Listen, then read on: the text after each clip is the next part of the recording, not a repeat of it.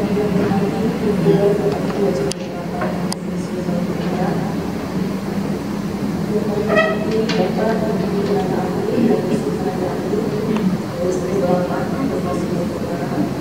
depan apa di depan?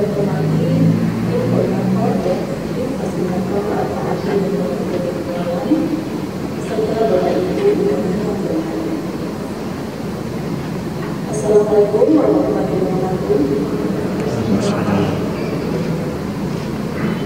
Pertama-tama marilah kita panjatkan puji syukur kepada Allah Subhanahu wa taala yang senantiasa memberikan rahmat dan berkahi kepada kita semua sehingga pada pagi hari ini kita dapat hadir dan berkumpul untuk mengikuti acara pengawasan dan pengendalian program peningkatan mutu dan kegiatan.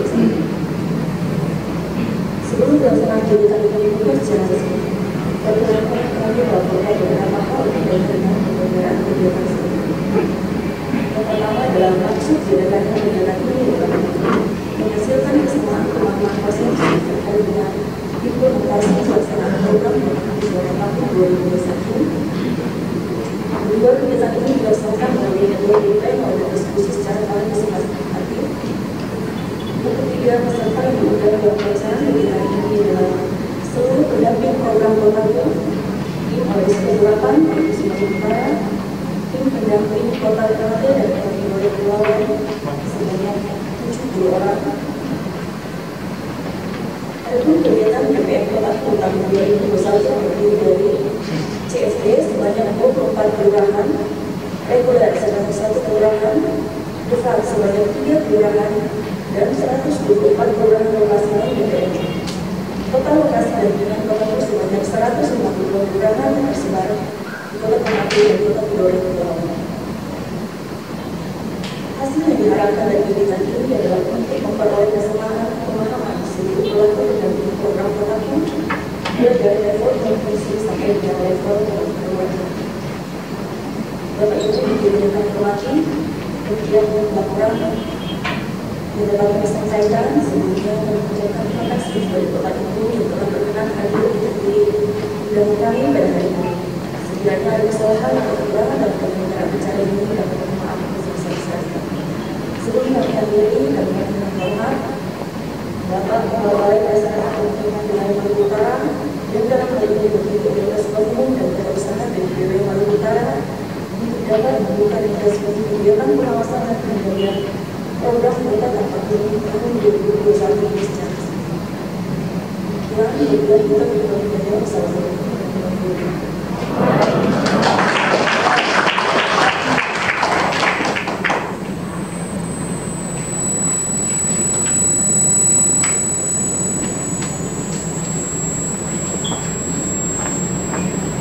kawasan permukiman Provinsi Maluku Utara, teman-teman saya, tenaga ahli dan sub tenaga ahli yang saya hormati, yang saya hormati juga teman-teman tim Korhot, Ternate dan Tidore, yang saya hormati teman-teman tim fasilitator baik Ternate dan Tidore Kepulauan serta Bapak Ibu pada undangan yang sempat hadir pada hari ini. Alhamdulillah pada hari ini sekian lama ya kita tidak pernah melakukan kegiatan tatap muka dalam volume yang sangat besar ini, dan ini adalah momen yang sangat baik buat kita semua, di mana selama ini hampir kegiatan kita hanya dilakukan melalui Zoom ya, dan ketika dilakukan tatap muka seperti ini adalah hal-hal yang dilakukan oleh teman-teman ketika melakukan diskusi ya. Selama tahun 2021 saya pikir banyak sekali fenomena di lapangan yang terjadi ya, mulai dari proses awal perekrutan sampai dengan proses pemanfaatan BBM tahun 2021. Saya kira fenomena di lapangan pasti banyak terjadi ya, baik itu dari sisi positif dan negatifnya. Nah, momen hari ini kita akan lebih banyak berdiskusi terkait dengan isu-isu otaku ya,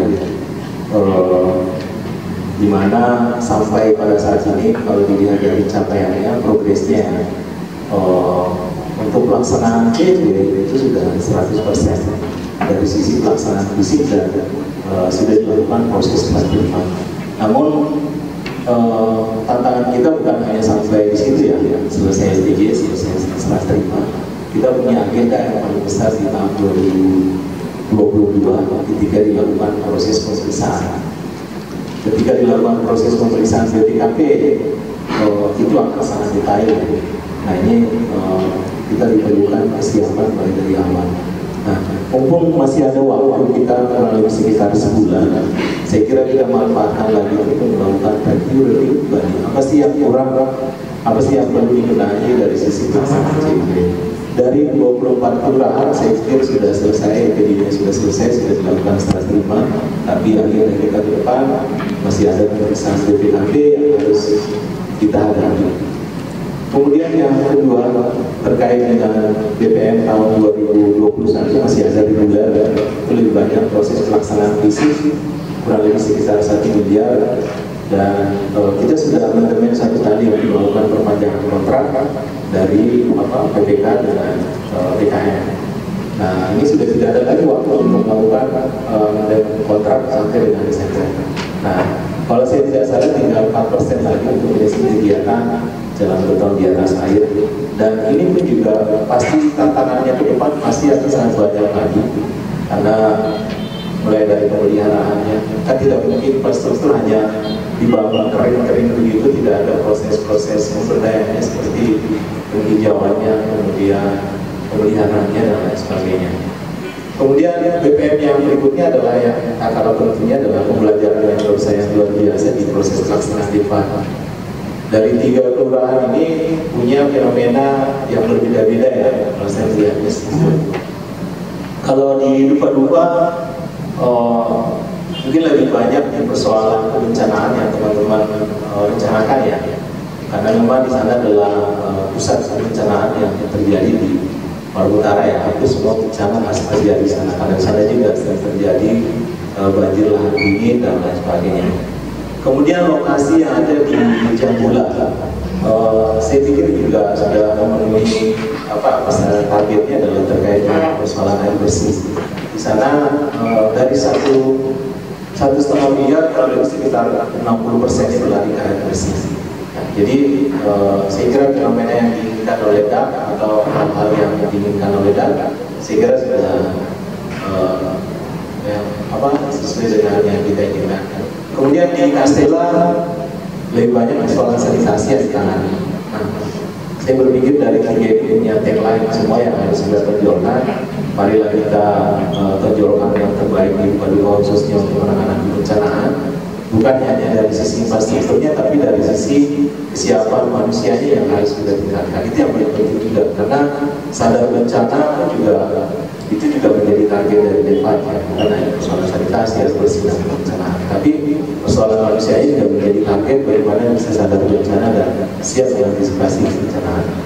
Kemudian yang tak kalah pentingnya juga di Jambula, teman-teman tolong dipersiapkan KPP-nya, karena banyak pengalaman kami di Tidore yang itu banyak pembangunan air bersih, tapi akhirnya hanya satu persoalan saja yang tidak bisa diselesaikan, akhirnya macet. Hanya persoalan mesin rusak, ya akhirnya air bersihnya tidak bisa berjalan.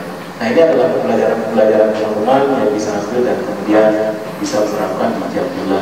Tolong dipersiapkan KPP-nya, karena ketika iuran tidak ada, otomatis juga pasti akan akan mati, karena dia membutuhkan biaya operasional yang tinggi. Kemudian di Kastela, teman-teman terkait dengan sanitasinya, bukan hanya infrastrukturnya yang dibangun, tapi masih banyak dibutuhkan kesadaran sanitasi. Karena mulai dari pemeliharaannya sampai dengan perawatan itu tidak hanya selesai 1-2 bulan sampai selamanya. Sesuai dengan pengalaman teman-teman di lapangan, ketika bangun MCK itu seumur hidup tidak akan dilakukan lagi perawatan dan pemerasan. Nah, ketika DEPAT misalnya masuk dengan MCK penggunaan seperti itu, maka tolong dipersiapkan perawatannya, karena pasti akan setiap 6 bulan, 12 bulan akan dilakukan pemerasan atau penyedotan, dan ini pasti memerlukan biaya dan kesiapan masyarakat. Nah, kalau tidak dibentuk dari sekarang atau tidak disiapkan dari sekarang, pasti akan tahun-tahun depan akan menjadi hanya sebagai monumen yang tidak berfungsi lagi. Itu pengalaman-pengalaman itu teman-teman mudah-mudahan bisa kita terapkan di depan. Nah, Isu selanjutnya adalah terkait dengan keberlanjutannya, mulai dari awal program kita sosialisasikan Kotaku sampai dengan isu yang terakhir adalah masih ada kata keberlanjutan. Nah, ini keberlanjutan ini dipersiapkan pasca Kotaku ketika sudah tidak ada lagi pendamping, sudah hilang semua. Kami pun juga sudah tidak melakukan pendampingan masyarakat. Yang tinggal adalah hanya bekas-bekas yang atau proses pendampingan yang telah dilakukan oleh Kotaku. Yang pertama kita lihat fenomenanya yang di level kota. Ini untuk mempersiapkan keberlanjutannya. Di level pemerintah Kota Ternate misalnya itu sudah ada SK Kumuh, sudah ada perintah Kumuh, sudah ada peraturan permen, sudah ada undang-undang dan sebagainya, itu sudah sangat mendukung. Jadi kalau dilihat kesiapan softwarenya, saya kira Ternate cukup matang untuk mempersiapkan keberlanjutan. Untuk Kota Tidore Kepulauan, saya berpikir masih ada agenda-agenda yang harus diselesaikan, misalnya penyusunan perda dan lain sebagainya. Dokumen yang kedua KPKB juga sudah ada. Dokumen RPRP 152 kelurahan, saya pikir sudah siap dimatangkan untuk mempersiapkan keberlanjutan. Nah, kemudian dilihat dari kelembagaannya. Yang pertama tadi terkait dengan kesiapan regulasinya, saya kira sudah siap semua. Kemudian yang kedua, persiapan keberlanjutan terkait dengan kelembagaannya. Nah, teman-teman, dari sisi pengendalian kami, evaluasi yang dilakukan oleh teman-teman tenaga ahli di OSP Lapangan Komisi Maluku Utara itu rutin. Yang pertama, penggabungan Pokja menjadi Pokja PHP. Kalau saya tidak salah itu Ternate dan Tidore Kepulauan sudah berbentuk semua. Kemudian yang kedua, forum PKP ini juga menjadi pertanyaan apakah sudah dilakukan proses pembentukan atau belum. Nah, tapi kalau dilihat dari kelembagaannya, Pokja sudah siap ya. Cuma yang menjadi catatan adalah apakah Pokja itu sudah siap menjadi motor penggerak untuk berlanjutan ke depan, untuk berlanjutan dalam hal penanganan COVID. Ini yang perlu kita antisipasi. Jangan sampai hanya pembentukannya, SK-nya ada, kemudian aktivitasnya juga ada, tapi kalau dibedahnya lebih mendalam, ternyata mereka belum siap untuk berlanjutan untuk penanganan kumuh di tahun-tahun yang akan datang. Kemudian kelembagaan di level kelurahan masih ada LKF atau DKF. Nah, ini teman-teman juga perlu melihat. Meskipun setiap 6 bulan teman-teman melakukan penilaian pembahasan LKF itu. Kalau dilihat dari data, sebenarnya mereka rata-rata sudah mandiri. Bahkan ada 2 kelurahan yang sudah menjadi madani. Dalam arti bahwa kesiapan kelembagaan kita sebenarnya sudah siap dari sisi data. Namun yang tetap menjadi pertanyaan adalah apakah teman-teman melakukan PPO atau penilaian evaluasi setiap 6 bulan, misalnya dia mandiri, kenyataannya di lapangan sama tidak? Nah, ini yang perlu diklarifikasi dan ditindaklanjuti di pihak lain kembali. Kemudian yang tak kalah pentingnya adalah kelembagaan khususnya KPP. Kalau revitalisasi KPP mulai dari tahun 2020-2021 kita sudah melakukan revitalisasi semua, melakukan restrukturisasi organisasi ya. Dulunya dia tersendiri-sendiri, sekarang sudah menjadi satu. Kemudian dia sudah bebas siapapun yang bisa masuk untuk menjadi anggota KPP. Nah, kalau dari sisi revitalisasi dan pembentukan organisasinya, 152 kelurahan sudah terbentuk semua. Namun yang menjadi pertanyaan adalah kenyataan di lapangan masih ada MCK kita yang tidak terawat, masih ada MPC kita yang tidak berjalan, masih ada jalan yang rusak-rusak tapi tidak diperbaiki, masih ada banyak lagi fenomena-fenomena. Nah, jangan sampai kita tertipu dengan PPO atau evaluasi kinerja atau pemantauan terhadap KPP ini. Di kertas rata-rata bagus, tapi kenyataan lapangan kita tidak bisa tidak bisa seperti yang kita harapkan. Nah, itu tadi ada 2 lembaga dari sisi pemerintah, persoalan softwarenya, kemudian kelembagaannya di level kota dan level masyarakat. Kemudian indikasi yang kedua terkait dengan kesiapan berlanjut. Yang ketiga terkait dengan indikasi berlanjutan terkait dengan kolaborasi. Pembelajarannya kalau dilihat datanya Pak Fajar itu sudah angka yang cukup sangat fenomenal, di atas 200 miliar ya Pak, dari tahun 2008 sampai dengan sekarang ya, itu sudah di atas 200 miliar yang tercatat dalam data SIM. Itu menurut saya adalah angka fenomenal kolaborasi yang cukup tinggi. Namun yang menjadi persyaratan, menjadi tanda kutip bahwa kolaborasi banyak itu, apakah LKM kita sudah melakukan proses pembelajaran melalui kolaborasi? Saya berpikir masih sangat tinggi. Karena semua data kolaborasi itu hanya apa yang telah direncanakan oleh pemerintah kota, kemudian turun di kelurahan, kemudian dilakukan, dan kebetulan saja dia di dalam RPLT, kemudian kita mengklaim itu sebagai kolaborasi. Tapi pembelajarannya tidak ada. Misalnya contohnya LKM membuat proposal yang sangat sederhana, misalnya masuk ke PLN, ini buat jalan beton misalnya atau MCK, kemudian disetujui dan hanya masuk ke rekening LKM, kemudian dikelola seperti dengan DLN lainnya. Itu sampai sekarang belum ada proses pembelajaran. Nah, itu tadi teman-teman beberapa indikasi kesiapan berlanjutan. Dari sisi data, dari sisi ini, semua kayaknya kalau dianalisa itu semua sudah siap untuk keberlanjutan. Dalam hal ini bahwa kita sudah siap mengestafetkan ke pemerintah daerah semua data-data. Apalagi data kita, siapa sih yang tidak mengakui data kota Agus secara nasional? Kita punya JIS, Bapak Ibu misalnya tinggal klik rumahnya ini, dari manfaatnya siapa, nama kakaknya siapa, volumenya berapa, itu sudah ada semua. Kemudian data proses kota Agus dari tahun berapa sampai saat ini juga sangat kompleks. Nah, ini adalah peluang bagi pemerintah daerah ketika menganggap data itu adalah sangat penting. Nah, ini juga indikasi untuk kesiapan berlanjutan. Tapi kedua kota ini belum ada yang berminat mengadopsi SIM kita, mengadopsi JIS kita yang sudah sangat kompleks. Dalam arti bahwa mungkin mereka belum paham.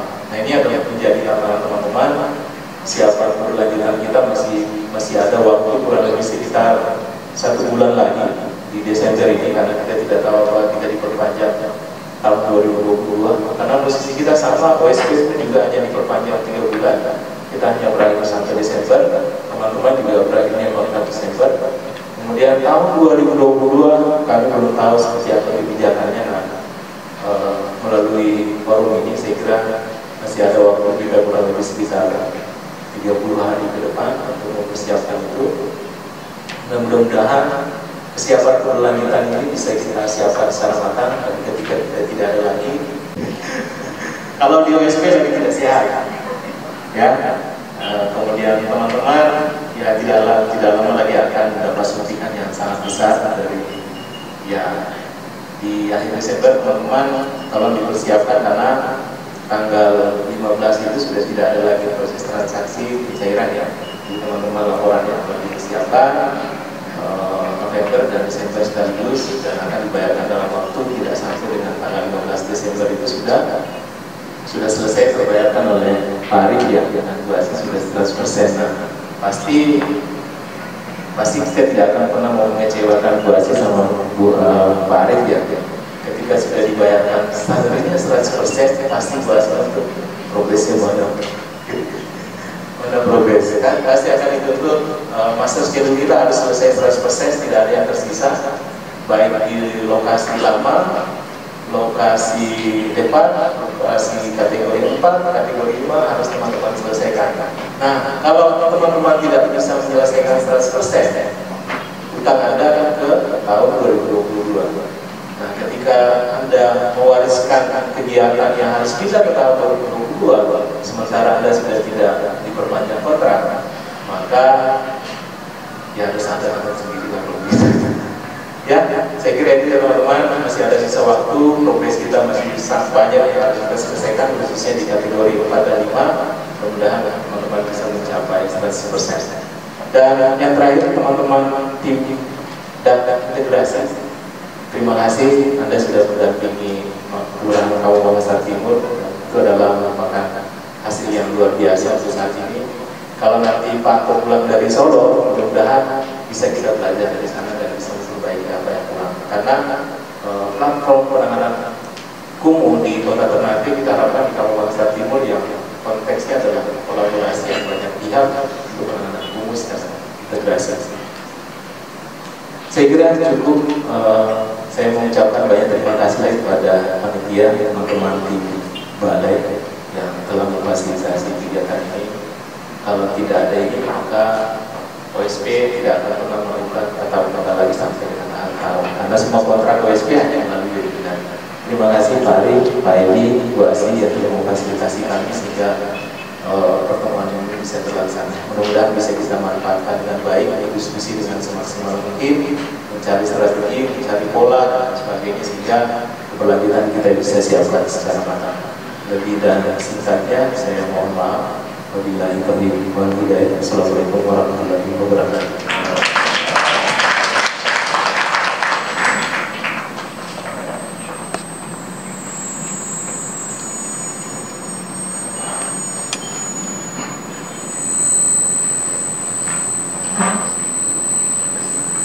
Sambutan dengan mohon maaf dari kepala balai pelaksanaan Kalimantan Utara yang tidak sempat hadir bersama-sama dengan kita pada pagi hari ini. Itu perkenankan saya untuk menyampaikan sambutan sekaligus arahan dan pembukaan pada kegiatan wasdal pada pagi hari ini. Assalamualaikum warahmatullahi wabarakatuh. Selamat pagi dan salam sejahtera untuk kita semua. Yang kami hormati Bapak Kepala Satuan Kerja Pelaksanaan Perhubungan Maluku Utara, Bapak Pan Arif SPSTNT, dan yang kami hormati Ibu PPK Pengembangan Kawasan Permukiman Waswati Sanati ST, dan yang kami hormati tim leader Kotaku Provinsi Maluku Utara Pak Samsudi Genda, dan Bapak Ibu tenaga ahli, sub tenaga ahli program Kotaku Provinsi Maluku Utara, dan yang kami hormati tim koordinator Kota Ternate dan Kota Tidore Kepulauan, dan Bapak Ibu seluruh peserta tenaga fasilitator Kota Ternate dan Kota Tidore Provinsi Maluku Utara. Pertama-tama mari kita panjatkan puji dan syukur kehadirat Tuhan Yang Maha Esa, Allah Subhanahu Wa Taala, atas karunia rahmat dan nikmat kesehatannya sehingga kita dapat berkumpul bersama-sama dalam acara evaluasi capaian pelaksanaan program Kotaku tahun 2021 yang diselenggarakan pada Hotel Batik dalam keadaan sehat walafiat. Bapak dan Ibu yang kami hormati, program Kotaku tentang Pakumu merupakan salah satu upaya strategis Direktorat Jenderal Kementerian Pemberdayaan dan Pemasyarakatan untuk mempercepat penanganan akibat kumuh di perkotaan dan mendukung gerakan 100%, yaitu 100% akses air minum layak, 0% perumahan kumuh, dan 100% akses sanitasi kesehatan. Program Kotaku dalam pelaksanaannya menggunakan platform kolaborasi antara pemerintah pusat, pemerintah provinsi, kabupaten kota, masyarakat, dan stakeholder lainnya dengan memposisikan masyarakat dan pemerintah kabupaten kota sebagai pelaku utama. Tujuan dari kegiatan ini adalah melakukan evaluasi capaian pelaksanaan program Kotaku tahun 2021 sehingga diharapkan para pelaku program Kotaku baik konsultan dan fasilitator memiliki komitmen penuh dalam meningkatkan kualitas permukiman dan infrastrukturnya untuk pengurangan kawasan kumuh hingga 0%, serta sekaligus meningkatkan akses air minum dan sanitasi hingga 100% sehingga terwujudnya tercapai target kita 100.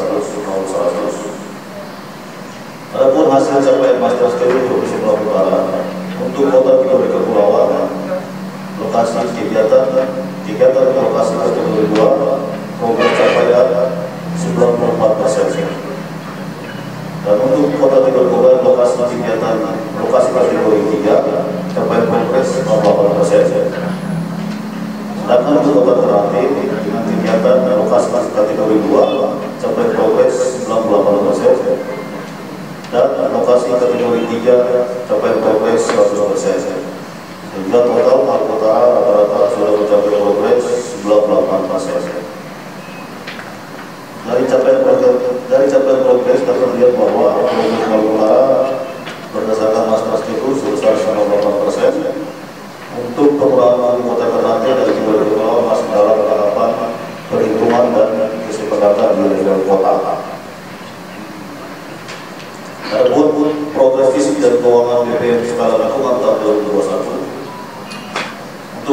alternatif rencana 17 lokasi kelurahan atau desa dengan pagu BPN kurang lebih 9,4 miliar telah terrealisasi untuk keuangan kurang lebih 7,7 miliar atau sekitar 83,11%, dan fisik kurang lebih 94,34%. Sedangkan untuk kota Tidore Kepulauan yang rencana lokasi 11 kelurahan atau desa dengan pagu BP kurang lebih 3,3 miliar telah mencapai realisasi progres keuangan 3,24 miliar atau sekitar 100% dan fisik 100%.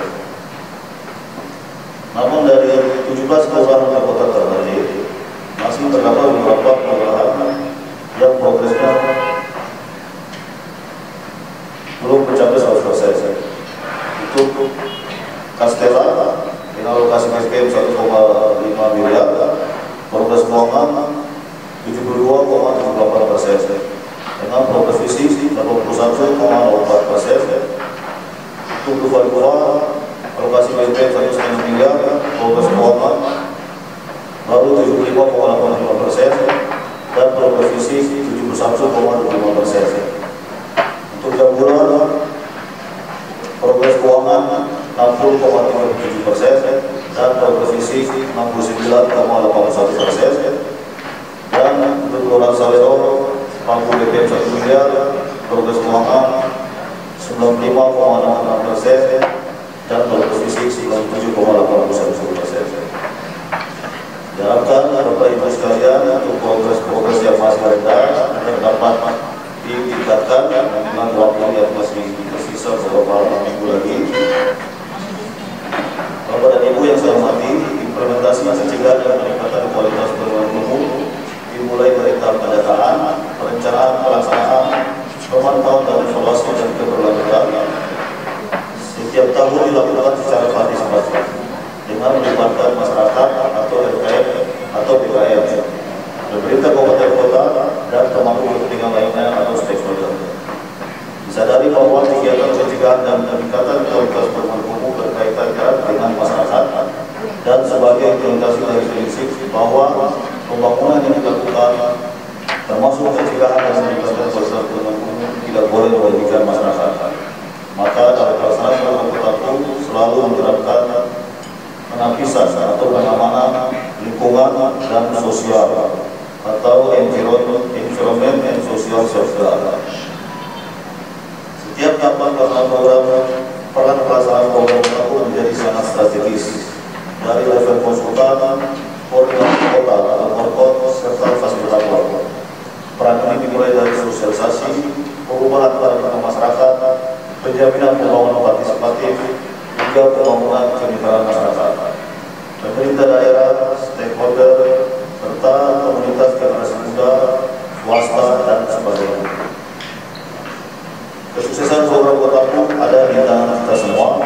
Untuk itu, kami mengucapkan terima kasih kepada semua pihak yang telah terlibat baik secara langsung maupun tidak langsung dalam pencapaian program Kotaku dalam penanganan lingkungan umum ke depan.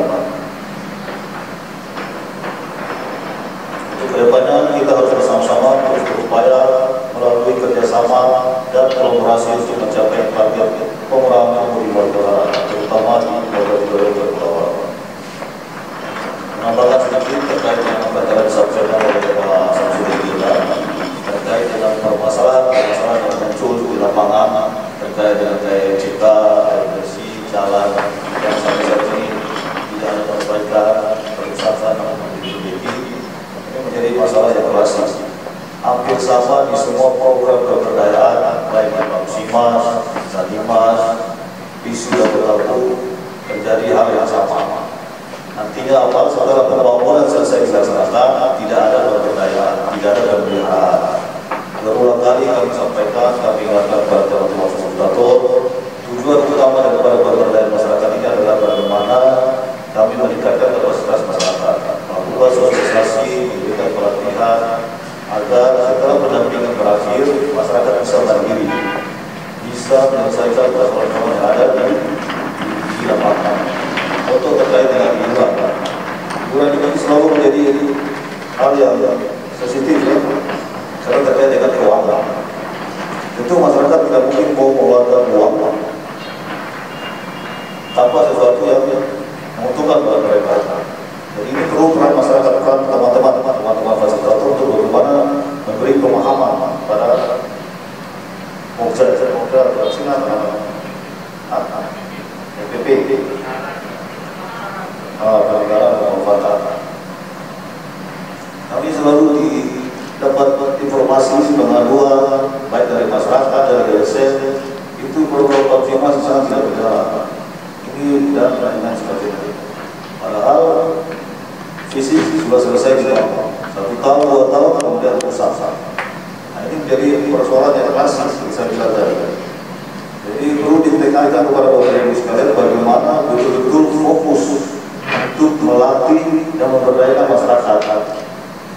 Karena setelah pendampingan ini, kalau program itu sudah tidak berlanjut, sudah selesai, siapa lagi yang akan melakukan pendampingan? Jadi ini semua menjadi tanggung jawab kita bersama, baik balai maupun juga Bapak Ibu sekalian yang program pendampingan. Marilah kita betul-betul bekerja untuk bagaimana keberlangsungan di masyarakat itu bisa berjalan dengan baik. Sudah besar anggaran yang dikeluarkan untuk pembangunan infrastruktur, namun pada akhirnya tidak dapat dimanfaatkan dengan baik. Pada itu pesan salah balai agar benar-benar ada fasilitator jangan hanya melihat angka itu bisa disulap. Hari ini saya bilang 100% fisik, tapi kenyataan di lapangan belum tentu 100%. Hari ini kita bilang baik, belum tentu di lapangan baik. Itu kami dapat di Komisi Mas. Benar-benar kami bongkar habis. Di lapangan sesuatu juga bagus, baik. Sekarang tim monitor dari balai turun ke lapangan, kunjungan langsung, ternyata masih banyak kekurangan di lapangan. Dan itu kami tidak mau seperti itu. Di balai tidak bisa seperti itu. Tujuan kami adalah mewujudkan infrastruktur yang ada, yang layak fungsi, yang bermanfaat buat masyarakat. Jangan berpikir bahwa program pemberdayaan ini program main-main, bukan. Program pemberdayaan ini program betul-betul serius. Tidak boleh kita bermain-main. Bekerja di pemberdayaan itu bekerja dengan ikhlas, bersabar. Jangan sampai ada keluhan dengan masyarakat. Kami tidak mau seperti itu. Dulu itu yang berlalu, sekarang ini bagaimana kita pikirkan agar program pemberdayaan itu berjalan dengan baik-baik. Ini sudah betul-betul sudah instruksi Presiden terkait dengan padat karya. Tahun depan lebih banyak kegiatan program padat karya dibanding dengan program reguler. Itu tahun 2022. Itu anggarannya lebih besar pada program reguler. Bapak Ibu sekalian, kami mohon perhatiannya, mohon fokus betul-betul agar apa yang kita rencanakan, apa yang kita bangun bisa betul-betul bermanfaat bagi masyarakat. Demikian dapat saya sampaikan. Semoga Tuhan Yang Maha Kuasa senantiasa memberikan rahmat dan hidayahnya bagi kita semua dalam melaksanakan tugas dan kegiatan bermanfaat bagi negara melalui pengambilan kita di daerah khususnya di Kota Ternate dan Kota Ternate. Dengan mengucapkan Bismillahirrahmanirrahim, acara kegiatan pasca pengajian dan pengawasan terkait beberapa untuk kami gunakan lagi Bapak.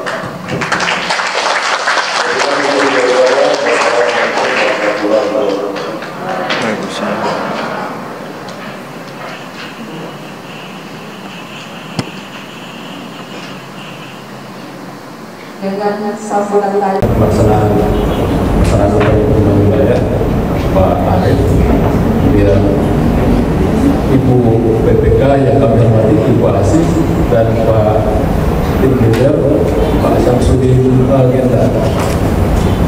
Ini mohon maaf saya sendiri yang pakai batik ini hujan begini. Jadi kemarin sudah siapkan hujan seharian juga. Ini mau pakai kemeja putih ternyata belum dicuci. 8 tahun dan sendiri, Ya. 8 tahun dan sendiri. Tapi ini juga kelihatan nanti honor siapa yang paling besar. Jelas. Tampil Kalau sendiri ya. putih biasanya rata-rata 200, kalau batik di atas itu biasanya sesuai dengan harga batik. Iya. Cuma 150 saja.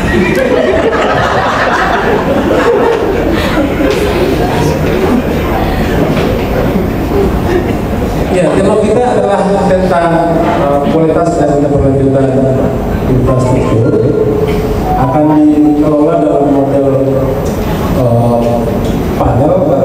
panel diskusi karena setiap orang, Pak Arief sebagai Kesatker, kemudian Ibu Asis sebagai PPK dan Pak Sam sebagai tim leader di Kotaku tentu akan melihat dari sisi yang berbeda tentang kualitas dan keberlanjutan infrastruktur kita terutama di Kotaku. Karena itu dengan materi ini kita akan panel diskusi sampai pukul 11 waktu Indonesia Timur. Karena panel kita akan membagi sesi waktunya, pertama untuk Pak TL, kemudian Ibu Asi mungkin sesuai posisi dulu saja, lalu terakhir Pak Arief dulu. Oh, Pak Arief dulu ya. Ya, Pak Arief dulu. Kemudian terakhir nanti Ibu Asi. Ada materi yang ditampilkan untuk masing-masing panelis atau langsung saja ya? Satu tayang aja. Oke, dengan ya baik. Biar interaktif dengan teman-teman semua dalam sesi diskusi ini, mungkin 1-2 pertanyaan hingga Ibu Asi atau Pak Arief biasanya juga akan interaktif bertanya dengan teman-teman, sehingga mohon partisipasinya juga untuk dengan sigap menjawab kalau memang perlu ya. Untuk menunjukkan bahwa kualitas kita di kegiatan Kotaku selama 2021 memang baik proses fasilitasi kesehatan. Baik, untuk menghemat waktu, saya langsung ke Pak Sam. Dia mau buru-buru. Oh, buru-buru. Iya, Pak Arief lebih dulu. Oh iya, ini ada agenda yang lain sepertinya, tapi saya kira masih cukup waktu untuk beliau. 10 menit pertama mungkin untuk Pak Arief, kalau bisa toleransi sampai 15 menit tambahan ya. Kemudian nanti siap-siap untuk Pak Sam dan Pak Sam. Saya langsung persilakan Pak. Terima kasih Pak Moderator. Yang saya hormati Ibu PPK, TKP, pelaksanaan saudara Bapak Samsul Jeda, tim media dari Indonesia 8, Bapak Ibu tenaga ahli unsur serta tenaga ahli di Pulau Kotaku, Bapak Ibu fasilitator yang saya banggakan. Izin Pak, jadi bertepatan juga dengan hari ini ada peresmian terkait dengan infrastruktur Harbilu di Kabupaten Madura Barat. Jadi saya juga tidak terlalu lama di sini menyampaikan mungkin arahan-arahan terkait dengan kota saja, secara umum saja, dan mungkin tidak ikut mengevaluasi apa yang yang telah dibangun atau apa yang telah dihasilkan oleh Kotaku ini. Jadi kami juga sebentar juga ada peresmian satu spam di Kabupaten Barat dan waktunya itu di jam 12. Kami akan segera ke sana. Mungkin terkait dengan penyampaian Pak Kabali tadi dengan Pak Sam. Jadi saya cuma mengulas lagi apa yang disampaikan oleh Bapak tadi. Nah, terkait dengan program Kotaku ini ada beberapa hal ya. Jadi mungkin pertama yaitu merangkum. Jadi harus jelas apa yang kita laksanakan di tahun 2000, di awal 2021 sampai dengan berakhirnya 2021, apa yang kita hasilkan, berapa luasan kumuh yang kita tangani. Dan jangan lagi ada timbul kumuh baru. Ini yang sangat lebih apa ya? Mungkin tim Kotaku ini sudah berpengalaman mulai dari penanganan mungkin BKP, PMPM sampai dengan sekarang Kotaku. Mungkin Bapak Ibu sudah hatam ya, ini tapi tadi disampaikan Pak Sen, infrastruktur yang kita bangun ternyata masih ada yang belum MCK, belum mencipta karya tadi. Nah, ini nanti tugasnya bapak-bapak, ibu memfasilitasi KPP terkait dengan keberlanjutan atau keproduksian untuk infrastruktur yang dilakukan. Kemudian ini saya mulai kembali lagi ya, terkait dengan pembangunan tidak lepas dari perencanaan.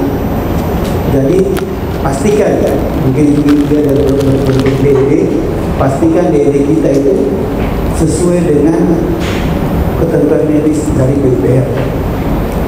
Jadi kalau bikin jalan stepnya pertama, jadi tidak, walaupun itu kegiatan oleh masyarakat, tapi tidak kalah dengan konstruksi yang kontraktual, karena memang bisnisnya sama. Cuma memang situ bersifat pasti pajak. Kalau kita yang di kontraktual ini kan kontrak di PP2, PP3 dilaksanakan. Tapi ini dengan masyarakat, dan mungkin hasilnya lebih maksimal karena mereka saja yang melaksanakan mulai dari perencanaan, pelaksanaan sampai dengan pemanfaatan. Jadi mungkin rasa memiliki ini harus kita tanamkan. Jadi teman-teman fasilitator ini harus betul-betul diberikan peningkatan teknis fasilitator ini, agar dia harus menguasai apa yang akan dijual kita di program kota ini. Jadi jangan cuma estetika ataupun arsitekturnya, tapi juga harus kita melihat dengan kebutuhan atau fungsinya. Ini harus kita tekankan lagi di masyarakat, mengulang-ulang lagi, karena terus terang Bapak Ibu ini paling repot ya, untuk menyatukan masyarakat yang tadinya berapa suara jadi satu, ini agak berat. Terus terang saya juga nggak tahan. Tapi dengan pengalaman saudara-saudara dibantu dengan tim ahli sampai dengan OSP, tim leader ini, saya harap itu bisa terwujud. Kemudian sebelum diadakan pencairan kegiatan kita yang berhubungan, harus kita menulis kembali apa yang mereka buat dan mereview dokumen kembali. Jadi saya menurut tadi kegiatan perencanaan DED itu minimal apa yang kita rencanakan sama dengan yang kita hasilkan. Kalau memang tidak sesuai, segera diadilin atau dirubah. Jangan sampai itu jadi temuan tim audit nanti, baik dari BPK ataupun tim internal kita atau kerjaan kita dari PUPR. Kemudian memastikan infrastruktur yang dibangun berkualitas baik. Jadi kualitas baik dan sesuai standar teknik. Karena kalau dia sudah sesuai dengan standar teknik, berarti ada waktu-waktu tertentu. Oh, ini bisa bertahan berapa lama? Ini berapa? Dari kegiatan kita untuk kegiatan infrastruktur di bidang CTK itu waktu pemilihannya hampir 2 tahun. Bangunan yang kita buat 2 tahun, minimal 2 tahun. Apalagi bangunan harus 50 tahun. Beda dengan jalan memberikan pemahaman, kalau boleh memberikan rasa memiliki dengan dengan infrastruktur yang kita sudah bangun, supaya bisa terkait berkelanjutan, dia bisa berfungsi dengan baik. Kalau kita sudah memiliki cita dengan infrastruktur itu, pasti terjaga. Tapi kalau orang tidak menanamkan rasa itu, insya Allah dia bisa sukses. Kemudian terakhir ini terkait dengan administrasi. Jadi kemarin saya sudah meresmikan program CW di Tidore, dan juga kegiatan CW yang ada nanti sudah 100%. Jadi pesan saya juga, walaupun kegiatan ini sudah selesai Pak, tim leader dan semuanya yang mengawal kegiatan CP ini dilihat lagi terkait dengan laporan-laporan dan di lapangannya. Jangan sampai ada kegiatan yang diskresi. Maksud saya begini, ini tuh tertahu di masyarakat ya, tapi mudah-mudahan tidak terjadi. Contoh, ini kan kita bayar upah untuk kegiatan infrastruktur itu kan cuma padat karya. Jadi begitu kegiatan padat karya dilakukan oleh PCB di lokasi itu, lantas ada misalnya pedagang lewat pembeli itu apa? Misalnya bakso itu, tuh masukkan itu. Anggaplah 15 orang kan berarti 150.000. Ternyata dalam pertanggung jawab itu kan tidak bisa. Harusnya kan dia punya gaji upah itu yang dipotong kan, dipotong ke 10.000 untuk membeli bakso tadi.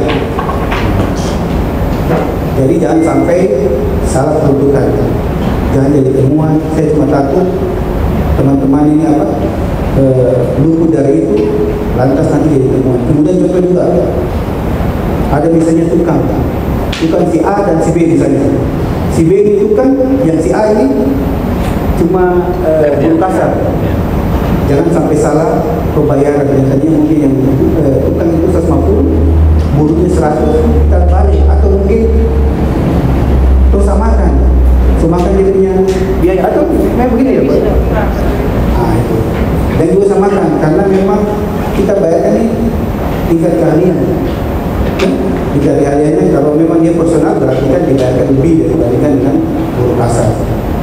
Jangan sampai salah karena mungkin buruh ini makan cuma kasbi dapat tuh, yang buruh kasar ini makan ayam Kentucky jadi lebih gaji beda. Tukang kecil lebih gaji sedangkan buruh gali besar. Itu nanti mungkin diperhatikan lagi terkait dengan administrasi. Dan di kami ada 2 kegiatan, 3 kegiatan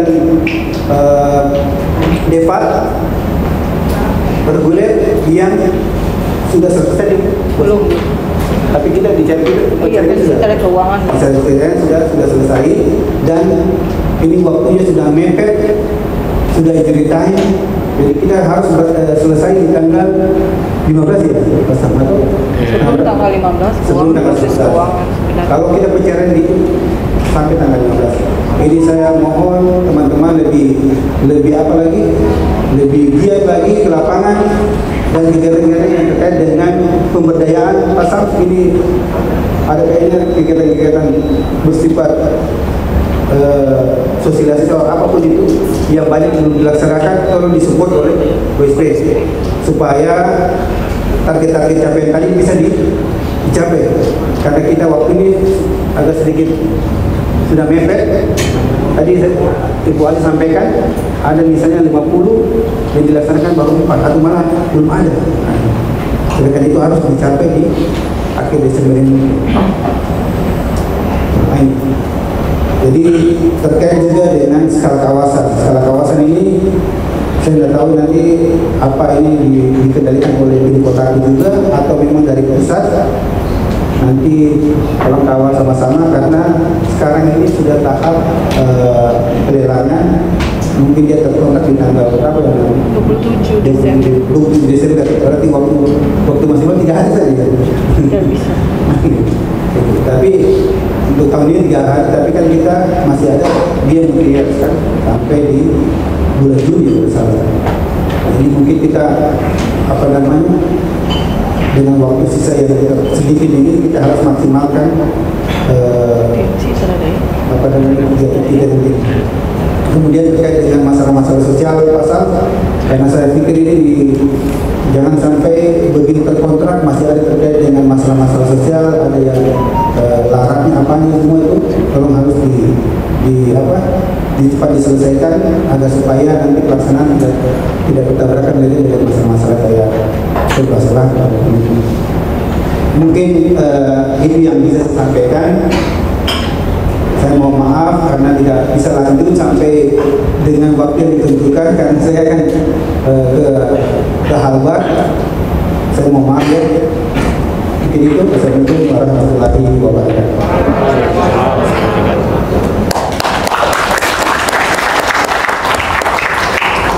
Iya, baik. Terima kasih Pak Arif mengelaborasi dengan singkat tema kita, tetapi ketika kita mencermati cukup padat poin-poinnya.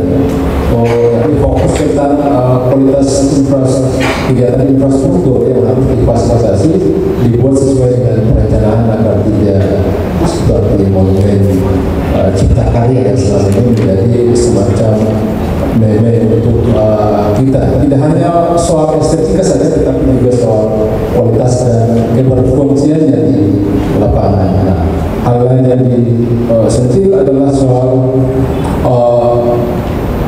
temuan-temuan lapangan terkait dengan pencatatan keuangan yang kadang tidak sesuai Pak Tukang dan Kepala Tukang dan Tukang dicatat berbeda. Misalnya kita punya SK, setiap mereka punya SK wali kota tentang upah tukang itu ya, tentang cek price itu. Kalau tidak salah di Ternate itu kepala tukangnya 184.000, kemudian keneknya pembantu tukang itu 160.000 sekian. Nah, kalau standar itu yang dipakai maka harus sesuai pencatatannya di lapangan. Saya kira di CV kemarin itu menjadi rujukan dalam penyusunan rak kegiatan CV. Semoga tidak salah dalam pencatatan keuangan. Hal yang lain adalah soal kegiatan skala kawasan yang sudah sangat besar. Sudah beberapa hari lagi sudah harus kontrak untuk kegiatan pelaksanaannya. Lalu ada masalah serta sosial yang terjadi di berbagai kategori lokasi dan juga punya serta yang terus mengawal itu supaya setiap kegiatan yang terjadi tidak ada masalah sosial yang berlarut-larut muncul di kemudian hari. Salah satu hal yang selalu memperkenalkan kegiatan kita itu di lokasi kita integrasi dan skala kawasan masalah sosialnya cukup rumit persoalannya, sehingga sepanjang tahun 2020-2021 urusan serta sosial itu menjadi kegiatan yang bolak-balik harus dikoordinasikan termasuk dengan pihak Kesultanan Ternate. Saya kira itu poin pentingnya. Hal yang lain yang kalaupun memang Pak Arif tidak punya cukup waktu untuk bersama kita dalam diskusi yang lebih serius sampai selesai, tidak apa-apa. Tadi di poin pertama beliau menyebutkan bahwa di jam 12 nanti ada peresmian kegiatan SPAM di Halmahera Barat. Ada satu kegiatan infrastruktur dasar juga bagian dari penanganan kemungkinan umum juga kalau untuk melayani air bersih untuk warga. Saya kira begitu. Untuk Pak Arif, saya persilakan kalau memang tidak cukup waktu lagi, tidak sampai selesai sampai pada proses diskusi, tidak apa-apa.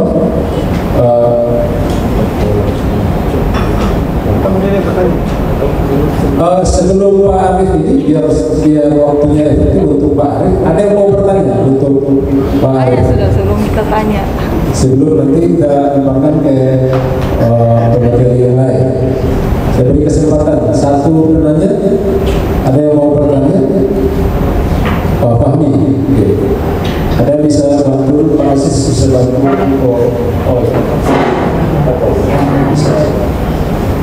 Iya, to the point ya, biar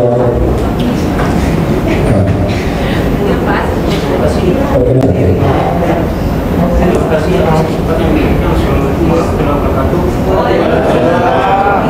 nama saya Pak Musina.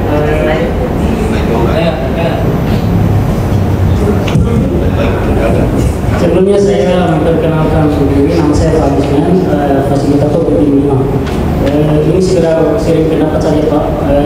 Ini menyangkut dengan persoalan yang ada di lokasi. Tadi saya sedikit apa yang disampaikan oleh Pak Pedro sama Pak Katim tadi itu menyangkut dengan monumen Cipta Karya. Menyangkut dengan monumen Cipta Karya ini kan itu menyangkut dengan kegiatan-kegiatan atau aset infrastruktur dari program tertentu yang lama besar Pak.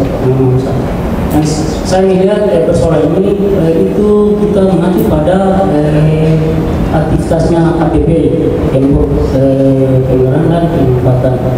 Jadi tadi saya dengar juga menyangkut dengan air bersih Pak.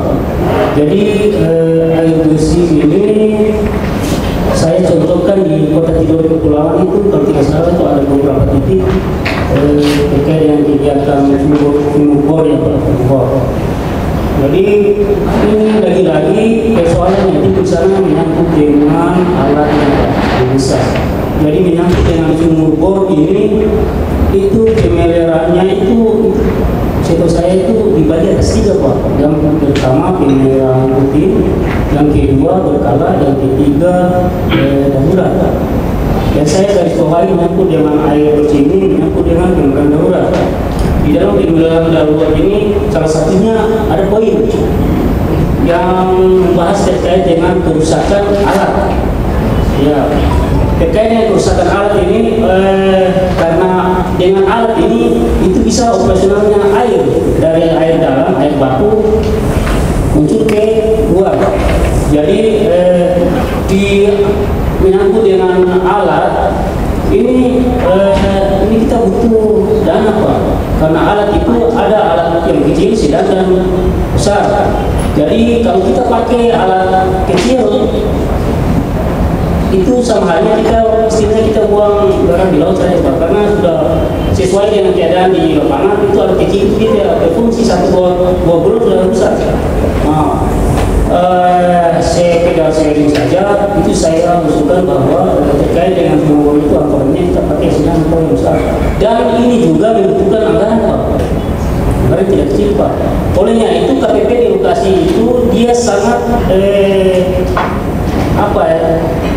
ini bicara masalah anggaran, dia mau mendapatkan anggaran dari mana, sedangkan yang memanfaatkan air bersih itu sendiri rata-rata orang di bawah garis sehingga Pak, orang yang sederhana pendapatannya tidak terlalu besar Pak. Jadi poinnya anggaran Pak. Jadi di pertemuan ini saya sampaikan kepada Bapak bagaimana cara supaya kita bisa mengaktifkan anggaran terkait dengan pompa ini Pak. Buku teman-teman fasilitator baik teman-teman boleh berada juga mungkin itu saja. Terima kasih. Assalamualaikum warahmatullahi wabarakatuh.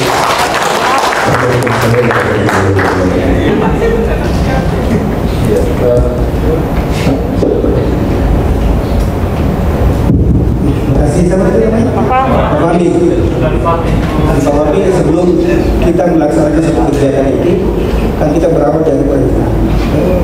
Jadi perencanaan ini kan harus jelas kapasitas yang harus kita bangun itu berapa, jumlah yang dibangun itu yang di sebagai SR itu berapa, itu harus dihitung lebih baik. Kalau SR-nya besar, lantas kapasitas yang kami berikan kecil, berarti tidak seimbang kan? Jadi perencanaan itu harus jelas berapa yang kapasitas kubikasi yang kita harus penuhi dengan layanan yang akan kita penuhi. Jelas itu. Nah, terkait dengan pelaksanaan kita sudah dilaksanakan, sudah dimanfaatkan. Yang tadi saya sebelum kita melaksanakan pelaksanaan kan harus ada berapa tahapan-tahapan, tahapan realisasi dalam hal ini itu terkait dengan iuran tadi. Karena terus terang mungkin Ternate Tidore ini dia punya sumber ini lebih banyak menggunakan pompa.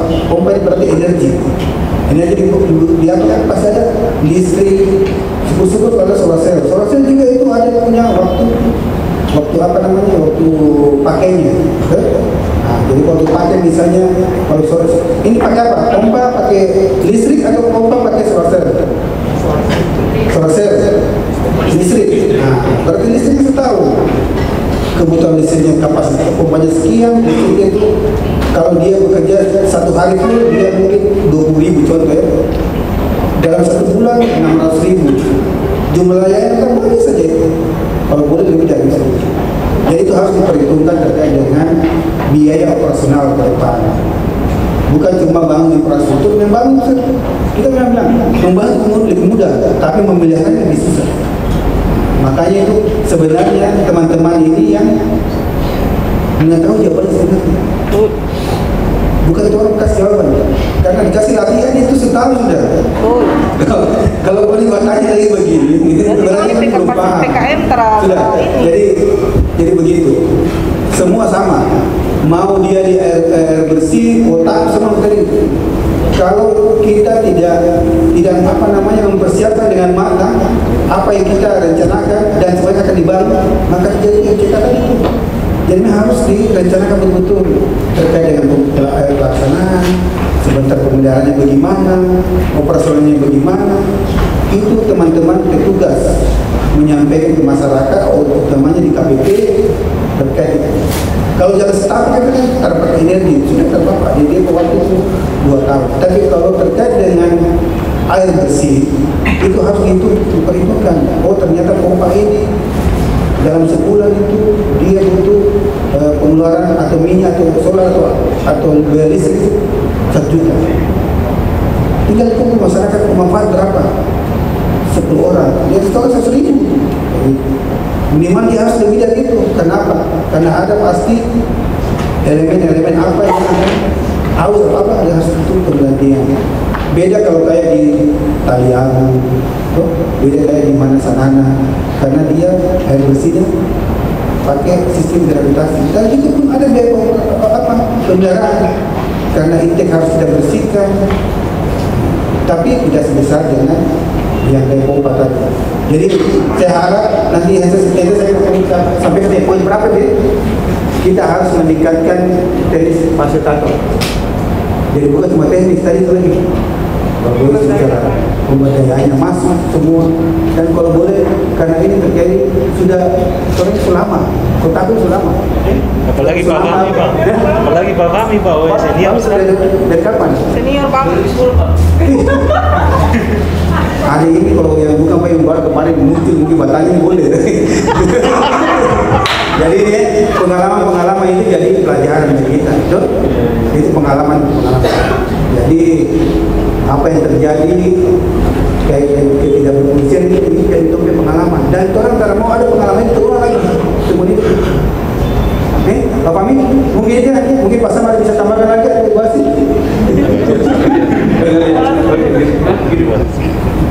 Iya, oke baik, ini senior dari skala senior. Pertanyaannya kualitas relawan.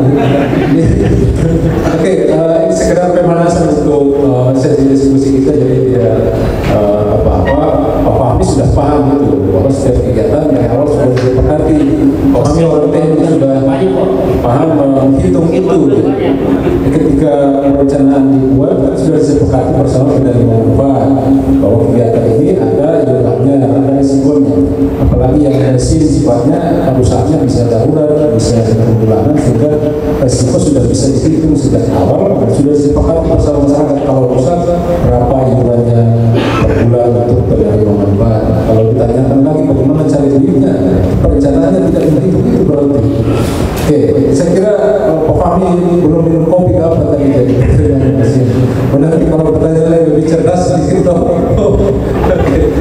Ya, untuk Pak Arif mungkin satu pertanyaan saja karena waktu terbatas. Beliau harus melakukan perjalanan lagi dan menyiapkan hal lain sebelum organisasinya harus meninggalkan paham tadi. Jadi kami ucapkan terima kasih untuk Pak Arif yang bisa meluangkan waktu untuk bisa kita menikmati apa ya. Intinya tanpa HP kita bahagia. Saya menghindari HP itu susah sekali juga. Ketika malam atau mau tidur hampir HP, bangun tidur cari HP. Bukan cari siapa-siapa, karena memang saya sendiri ya, saya cari HP kan. Begitupun juga Pak Zul, yang dia cari kamu apa? Bonsai. Kalau saya cari HP, habis cari HP, karena memang ya itulah masing-masing punya pola hidup sendiri-sendiri. Bagaimana cara menghindari? Ya bikin apa lah, kemana gitu, mandi atau apa yang jelas bisa menghindari HP. Dan efeknya saya rasa sampai sekarang sangat tidak enak. Tangan saya kram. Ini dalam kemudian mudah-mudahan jangan lumpuh saja sebenarnya gara-gara HP. Ini berbagi aja ya teman-teman. Ya dengan adanya Bu Asis diminta HP semua dikumpulkan, ya mudah-mudahan kita bisa istirahat menggunakan HP semua. Oke, Bapak Ibu sekalian, ini sekaligus saya melaporkan ke Bu Asis sebagai penanggung jawab pelaksana kegiatan kotaku, ketika dia tidak 100%, pasti yang ditembak duluan itu adalah saya. Pasti kalau di sini Bu Asi tidak tembak saya, nanti kalau masuk ruangannya, oh itu pasti saya disikat habis-habisan. Itu biasa ada dua, sering saya diomelin. Yang pertama ketika selesai pemeriksaan BPKP. Bayangkan dulu saya ingat di tahun 2021 ada Kabalai, ada Pak Arif, ada Bu Asi, ada KTU, ada siapa, saya dipanggil ke sana. Ada apa ya terkait dengan klarifikasi temuan BPKP? Padahal hanya personal berapa ribu tuh? 8.000. Nggak salah ya? 8.000 sama 24.000. Akhirnya Kabalai bilang, ya begitulah, kita diomelin habis-habisan gitu. Asal saya tidak mau lagi terjadi temuan tahun depan. Mau 1.000 mau 100 yang jelas, kecil besar itu sama saja memalukan. Baik Pak, siap. Tambah lagi Bu Asi, tahu lah teman-teman Bu Asi kan? Tahu kan? Yang lebih tahu siapa? Yang lebih tahu itu siapa? Hah? Siapa? Yahya. Oh ya. Ya itulah sakit-sakit, ya sakit-sakit mau terbang gitu kan. Tapi itulah memang semua ingin mencapai sesuatu yang terbaik ya, dengan menggunakan pola-pola dan teknik yang berbeda. Tapi itu adalah sesuatu yang menurut saya pengalaman tersendiri.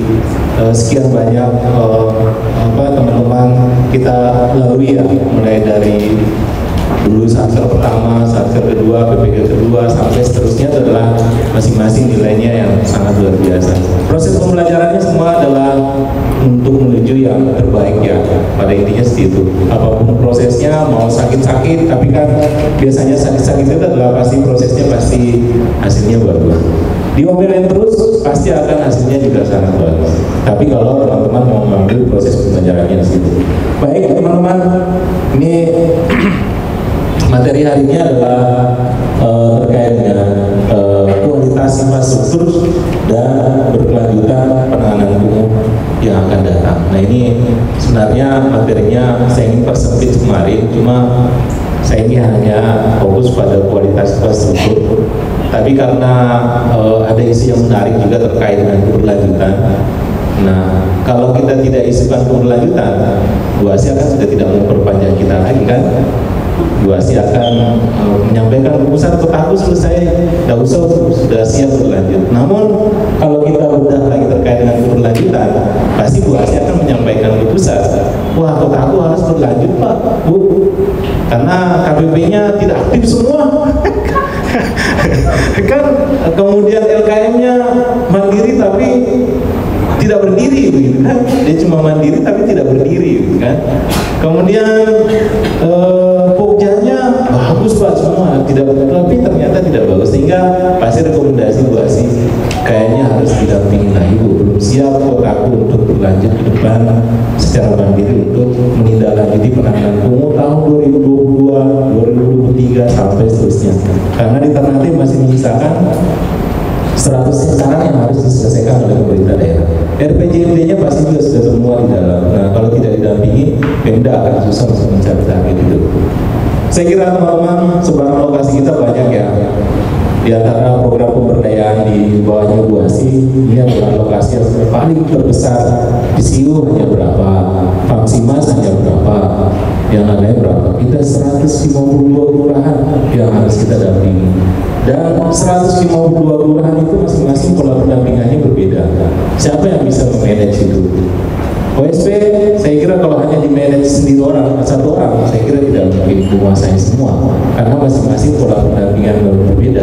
CFP pola pendampingannya berbeda, kemudian DEPAT lokasi dampingan strateginya berbeda, CFP apalagi, ditambah lagi yang satu yang anak tiri itu saya ada 2 anak tiri di sini yang di kotaku. Yang pertama kategori 4 itu adalah anak tiri kedua yang selama ini dilirik-lirik saja, sudah selesai belum?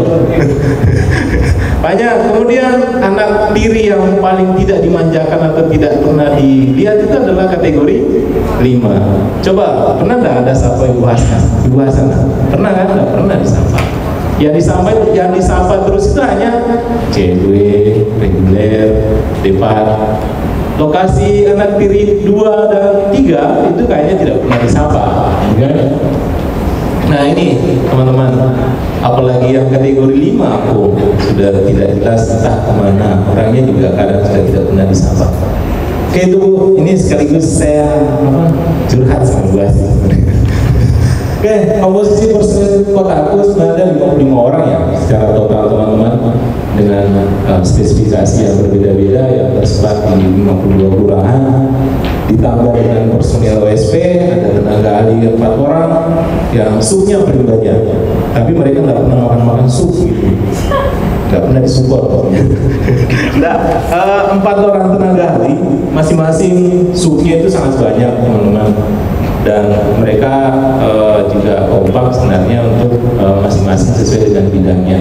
Karena tenaga ahli itu ada yang subnya ada 2 orang, ada 3 orang, bahkan ada yang 5 orang subnya. Yang paling banyak subnya di OSP siapa ya? Pak Monem itu 5 ya? 5 subnya. Nah, dia sampai susah ngurusin supnya. Akhirnya supnya ada yang asin, ada yang manis, pokoknya ya itulah, karena banyaknya supnya. Yang paling sedikit itu Udeli, apalagi sekarang dia sudah pincang, tambah dia pincang, kan? Dia cuma 1 supnya, padahal pekerjaannya paling banyak. Infrastrukturnya dia tangani, safeguardnya juga dia tangani, dan sebagainya. Tuh. Jadi ini unek-unek aja sih. Dan yang lain ya saya kira standar-standar saja. Pak Fajar juga ada supnya, kurang lebih sekitar 3 atau 3 ya Pak. Oke, tapi yang sedikit itu yang selalu teraniaya, Bu Dewi. Sedikit-sedikit tanya infrastruktur mana ada, sekian Pak, dari mana manfaatnya? Tanya lagi. Kemudian pekerjaannya, pokoknya hampir semua yang teraniaya adalah Bu Dewi. Datang lagi Pak Ali tadi mengingatkan skala kawasan, yang teraniaya dia lagi. Bagaimana proses konsinyasi 2 kelurahan 2 WTP itu? Belum Pak, masih proses. Bagaimana pembayarannya? Belum Pak, masih proses. SP2D-nya belum keluar. Ya, itu adalah yang paling sering teraniaya di SP. Kalau di Gorgot, saya tak tahu siapa yang paling teraniaya. Bu Gorgot sering aniaya siapa Bu? Nggak ada ya? Oke, kalau Gorgot pintar ya, dia bisa mengatur semua sehingga tidak teraniaya. Dia teraniaya. Akhirnya siapa yang teraniaya? Gorgot yang teraniaya sama Bengsis. Ya, oke teman-teman, ini adalah informasi peningkatan kapasitas PKM. PKM kita hanya 1 kelurahan di Kelurahan Salero, 10 juta. Nah ini teman-teman, dari sisi penyerapan keuangannya sudah 100% ya. BP sudah terlaksana dengan baik. Nah tapi yang paling sering mengeluh itu Pak Zul. Meskipun tadi Pak Deli, Bu Deli tidak teraniaya, tapi yang paling mengeluh itu Pak Zul. Pak Zul hanya yang mengeluh hanya apa? Coba foto. Mana foto pelatihannya? Kok hari ini bajunya sama dengan hari ketiga? Kan? Nah, Pak Zul bilang iya, karena hari 2-nya baju berbeda, nanti hari ketiganya baru baju yang sama. Kan? Bukan hari 1 kedua, hari 1 dan ketiga. Tapi tolong dicek lagi, Pak Zul itu paling banyak mengeluh di foto. Karena kejadian proses pelatihan ini adalah tidak mungkin lagi kan ada bukti-bukti yang bisa kita tampilkan. Yang bisa kita tampilkan hanya yang pertama adalah foto hari pertama, hari kedua, hari ketiga, dan selanjutnya dengan tempat yang sama, dengan yang sama. Karena sekarang BPKP juga sudah canggih. Jangan anggap zamannya Pak Sofian di BPKP ya. Dulu masih gampang kita kelabui BPKP. Sekarang karena sudah canggih ya. Mana foto? Ada. Kok bajunya sama? Hari pertama dan hari kedua. Iya Pak, tidak dicuci itu, habis sabun dan sebagainya. Akhirnya bajunya sama. Mana? Pokoknya banyak lah. Akhirnya BPKP itu pasti sudah sangat menyesuaikan dengan kondisi, sehingga sudah sangat susah untuk kita mengelabui. Dan ya mudah-mudahan khususnya di Salero ini masih zamannya Pak Fahmi, mungkin masih ada yang kurang-kurang, nanti mungkin kalau dibenahi, kalau Salero sudah lengkap ya alhamdulillah tinggal direview kembali apa yang perlu kita perbaiki. Terus CFW kita tidak perlu bahas, teman-teman. Saya hanya menitipkan, tolong direview kembali. Begitupun juga CFW ya. Yang bisa kita buktikan hanya foto. Kalau ini fotonya ya pasti akan menjadi pertanyaan ke depan. Jadi mungkin masih ada waktu kurang lebih sekitar sebulan sambil menyelesaikan master schedule, tolong direview kembali lagi dengan pembubahan-pembubahannya. Karena saya terus terang saja kemarin, Bu Asi mungkin juga sudah dapat informasi terkait dengan pengaduan Kotaku sampai masuk di Barreskrim yang di Kalimantan itu. Sampai harus melibatkan Pak Direktur, harus melakukan klarifikasi, sehingga beberapa kebijakan yang dikeluarkan oleh PMU menginstruksikan kepada Kotaku semua dokumen administrasi mulai tahun 2018 itu di-scan, mulai dari proses periputan, transaksi di LKM, transaksi apapun itu, proses pembentukan, abses dan lain sebagainya itu di-scan, dan kemudian itu mulai tahun 2018 dan kita kayaknya yang kurang-kurang hanya tahun 2018. Kalau 2019, 2020 sampai 2021 saya kira kita siap semua. Nah itu belajar semua akhirnya melibatkan Pak Direktur, dan harus kita mensupport Pak Direktur terkait dengan dokumen-dokumen yang ada ya. Jangan sampai ke depan ada pengaduan sehingga dokumen itu hilang, karena OSP juga masa jabatannya tidak ada gudang yang bisa disimpan selamanya. Jadi ketika kita scan dan kemudian simpan di file, saya kira itu bisa bertahan selama-lamanya. Ya, CFW Kota Tidore Kepulauan, ya teman-teman Tidore hanya disibukkan oleh CFW saja ya, tidak ada yang lain, Bu Esti. Jadi kalau ada temuan nanti tahun depan, saya tidak tanggung jawab, karena yang ngurusin hanya CFW doang, tidak ada ngurusin yang lain. Mudah-mudahan hanya temuannya 100 gitu kan, tapi 100 dan 10 juta sama aja Bu, kata kabar ya. Mudah-mudahan tidak ada temuan tahun depan. Terus reguler. Nah, reguler cita-citanya Bu Asi kita Pasul ingin jadikan sebagai taman bunga gitu. Nah, saya tidak tahu temanya, nanti Pak Zul yang lebih banyak memikirkan untuk peningkatan kapasitas terhadap masyarakatnya, gimana bisa melibatkan masyarakatnya supaya infrastruktur yang megah yang telah dibangun oleh Kotaku dan bisa jadi sesuatu yang ikon yang ada di Kelurahan Salero, dan itu sudah pernah dibahas di grup juga. Mudah cita-citanya Pak Zul sekaligus momen pemasaran, kan dia harus punya bukti. Selama dia bilang saya punya bunga banyak, saya punya bonsai cantik, tapi saya belum pernah lihat dipasarkan di mana gitu. Nah, ini tantangannya kita Pak Zul dengan Pak Rahmat. Tantangannya ini Pak, tolong dipamerkan bunganya di Kelurahan Salero gitu. Ada pot kami sediakan. Ini sebenarnya tinggal kolaborasi Pak Rahmat dengan Pak Zul. Kami siapkan pot sepanjang 150 meter. Di mana ada pot di Ternate yang panjang 150 meter? Tidak ada, hanya ada di Sosio kan? Hanya ada di Salero 150 meter Pak Zul. Itu tidak ada di Ternate. Bahkan yang dibangun oleh Bu Asi hanya pot kecil-kecil kan? Pak di Salero 150 meter. 150 meter iya. Atau jangan saya salah, hanya 10 meter. Nah, kalau tidak ditanami bunga, Pak Mat dengan Pak Mat, aduh itu sangat disayangkan. Nanti jadi besar. Nah, kalau memang misinya mudah-mudahan Salero bisa kita jadikan contoh. Menurut saya kualitas infrastrukturnya bagus, meskipun ada hal-hal di sana yang tidak memenuhi standar teknis, nanti akan Bu Asi yang saya tidak berani mengomentari, dan hanya Bu Asi yang bisa mengomentari. Oke, terus debat ya saya kira debat, saya kira teman-teman tadi pesannya Bu Asi segera disusun amandemennya, karena otomatis pasti akan diperpanjang sampai dengan tanggal 25 Desember ya, karena banyak hal yang harus harus diselesaikan.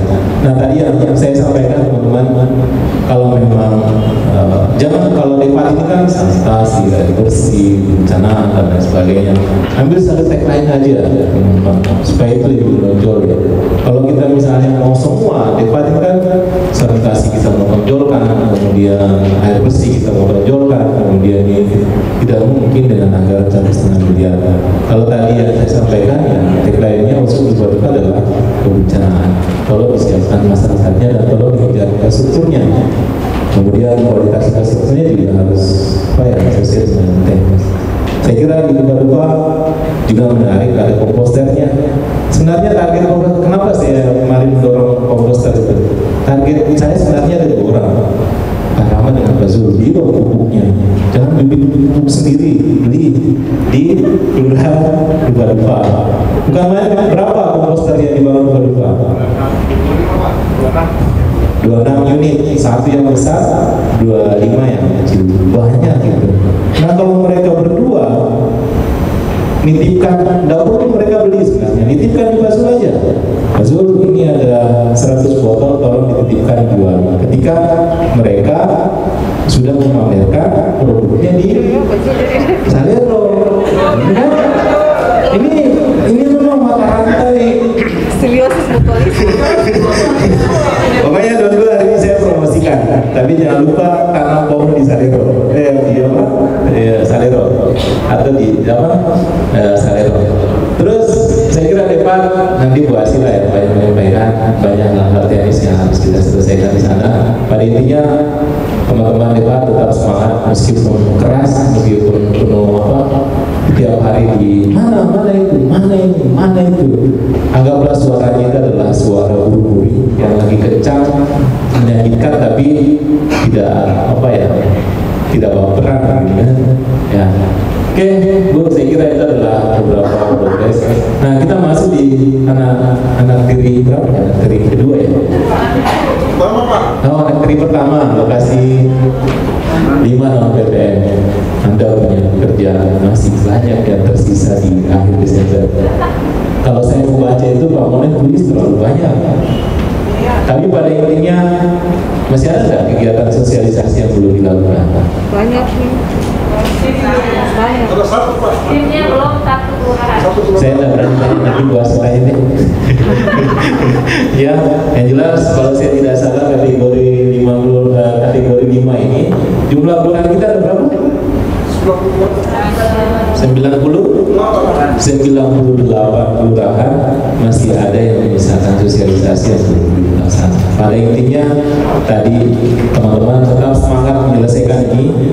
Kalau meninggalkan utang kepada OSP atau kepada korpor, karena ketika ada meninggalkan utang itu kami yang harus menyelesaikan itu. Tapi saya kira semestinya dari Bu Asih pasti ada akan disampaikan. Karena kalau dilihat dari perbandingan pelaku dan jumlah personil itu memang sangat-sangat tidak seimbang. Kayaknya kalau memang Pak TL yang diinstruksikan harus menyelesaikan itu ya, lokasi saya di mana mungkin bisa juga saya atur menyelesaikan itu. Karena sesuatu yang kita tinggalkan dan kemudian kita mewarisi ke penerus berikutnya itu akan jadi omelan. Misalnya nanti Paul di depan dipindahkan nanti di kategori lokasi 5, dia akan ngomel-ngomel gitu. Ini bosnya ini meninggal pekerjaan banyak sekali saya harus selesaikan. Dan apa yang terjadi? Setiap dia omelan, kasih Anda dicatat lagi dosanya. Setiap dia ngomel, ya selama 1 tahun kalau dia ngomel, ya karena ada meninggalkan utang gitu. Terus kategori 4 26 kelurahan, saya kira ini juga Pak Fahmi. Ini Pak Fahmi ya, sama Pak Gafur. Pak Fahmi sudah pincang lagi karena sudah ditarik lagi ya. Dengan siapa Pak Fahmi? Teman satu diperbantukan di depan. Ya, diperbantukan, dipincang lagi ya, mau tidak mau Pak Fahmi juga diselesaikan. Yang jelas orang tahun ini yang paling dimanjakan personilnya adalah Devar. Bayangkan dari lokasi kategori 4 sudah ditarik 1 orang, paskelnya datang integrasi 2 orang sudah ditarik semua ke sana. Tapi kalau kualitasnya masih di bawah standar, ya Anda siap-siap karena semua kebijakan saya minta dibuat untuk pindah ke sana sudah luar biasa membantukan di sana. Oke, terus ya CW masih adalah sisa-sisa teman-teman. Saya kira khususnya dari itu capaian pengurangan umum tinggal sedikit aja teman-teman. Saya kira bisa lah Anda selesaikan. Terus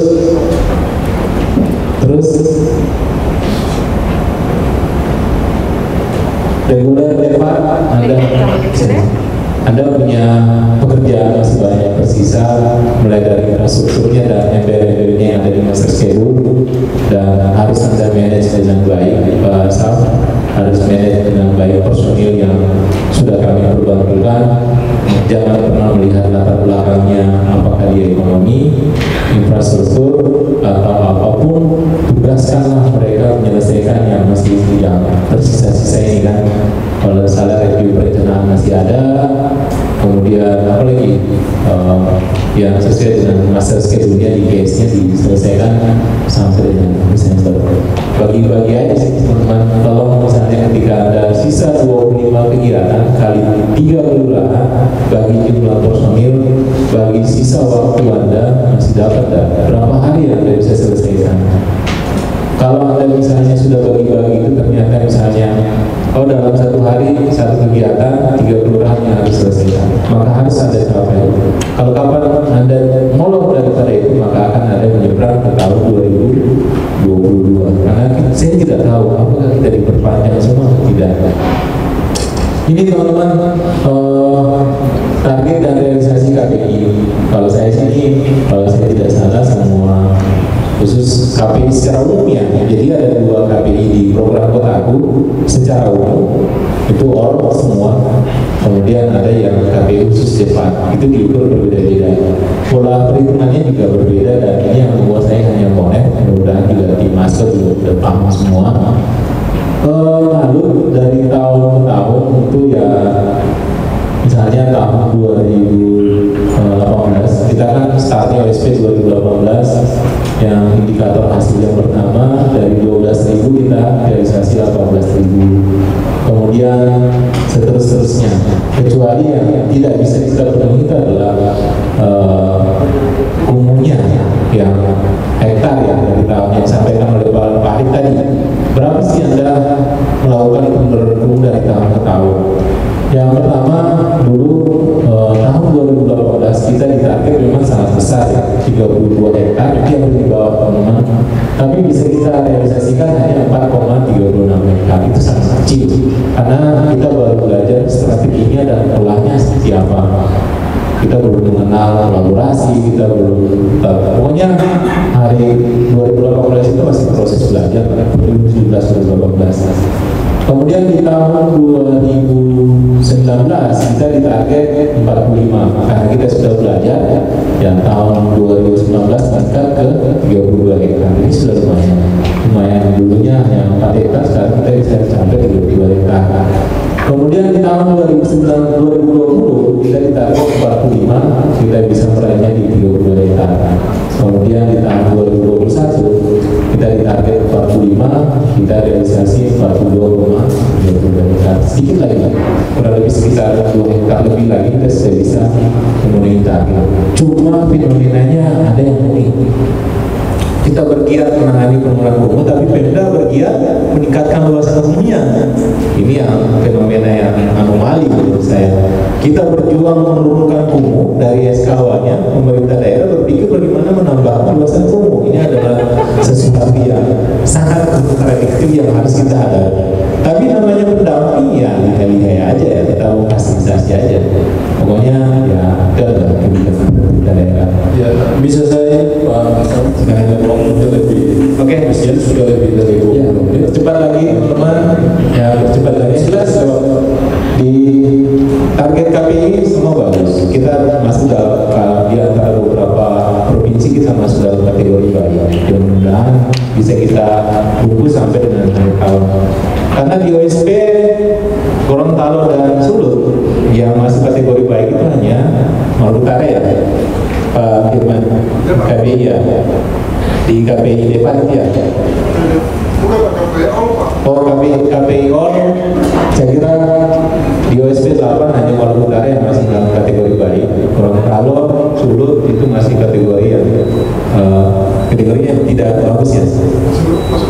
Masih kurang, nanti teman-teman bisa lihat. Tapi secara ini Depan, nah ini menjadi persoalan kita adalah teman-teman KPI Depan belum ada yang bisa kami itu. Kata Bu Endanya sih sudah 100% progres fisik dan keuangannya, tapi belum bisa di entry penerima manfaatnya karena belum di tracking. Masih ada juga masalah di IPA yang harus kita benahi. Jadi teman-teman yang sudah 100% progres keuangan dan fisiknya item kegiatan yang banyak itu langsung sudah bisa dilakukan tracking penerima manfaatnya supaya bisa di entry di sini. Jangan nunggu nanti Desember. Kalau Anda nunggu Desember, pasti Anda KPI-nya tidak akan keluar di sini. Karena semua kita by online, sistem online semua ya, tidak ada kita pakai manual, semua dihitung di sistem online. Jadi masih nol belum ada karena tadi infrastrukturnya masih banyak 0% fisiknya, sama keuangannya juga masih banyak belum 100%, sehingga belum bisa muncul track untuk menambahkan penerima manfaat. Jadi sudah boleh diantisipasi teman-teman ketika 100% keuangan dan fisiknya. Misalnya pembangunan MCK yang jam bulan 100% keuangan, 100% fisik, segera langsung tracking penerima manfaatnya supaya di crack bisa langsung di entry. Ketika sudah di entry itu langsung masuk di KPI. Ya ini teman-teman, ini secara manual aja ya teman-teman di Monek hitungnya. Tapi ini kayaknya sudah dalam kategori bagus, sudah bisa terpenuhi semua kalau di tracking meskipun tadi isi dulu. Terus isu teman-teman banyak isunya, kurang lebih sekitar ada 9. Yang isu yang terakhir yang dibahas di rapor itu terkait dengan AU. Apa itu AU? Ada yang tahu AU?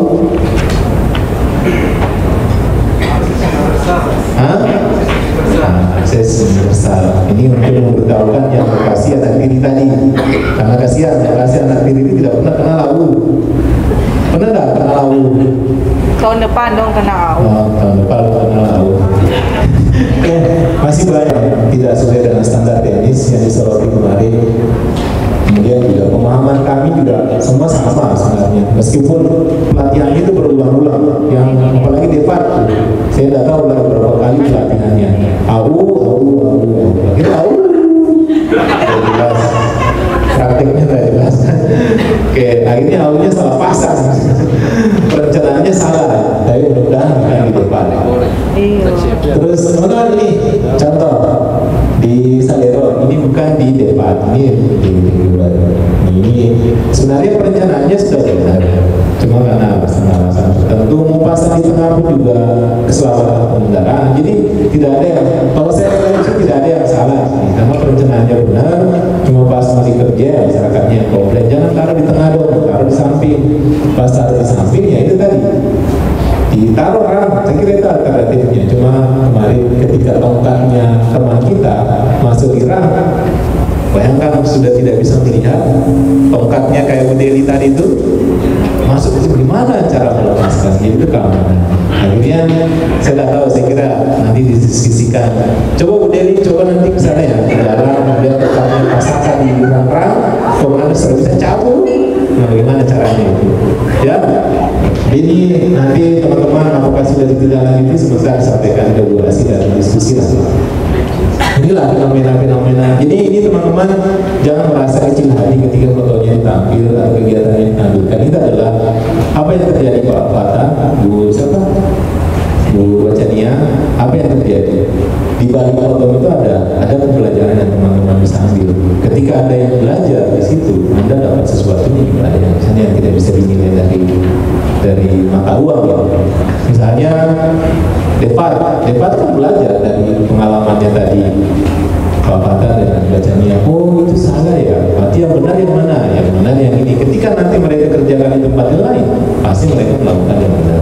Apa yang terjadi? Itu adalah sebuah rangkaiannya, tidak bisa terlepas begitu saja. Kesalahan itu adalah tidak bisa terlepas begitu saja. Pasti ketika ada orang lain mengambil hikmahnya, ya pasti ada bagian, Anda mendapatkan bagian yang kedua. Coba deh teman-teman, ya jangan biarkan ularnya digodong. Ya, ularnya di situ, itu ular ya. Yang bisa melewati drainase itu hanya ular, pipa tidak bisa. Ya, yang biasanya merayap di got itu hanya ular sama Pak Mehmet kalau dia lagi bersih got. Ya, pipa dikasih merayap di drainase. Tapi ini kalau ada yang tidak lanjuti, ini salah ya teman-teman. Harusnya di samping, kemudian digali minimal ke dalam 30 cm. Terus, saya tutup mukanya ya, tapi ciri-cirinya sudah kelihatan.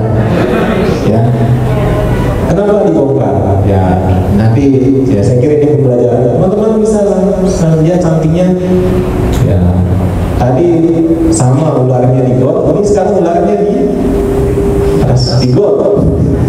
Dia gitu.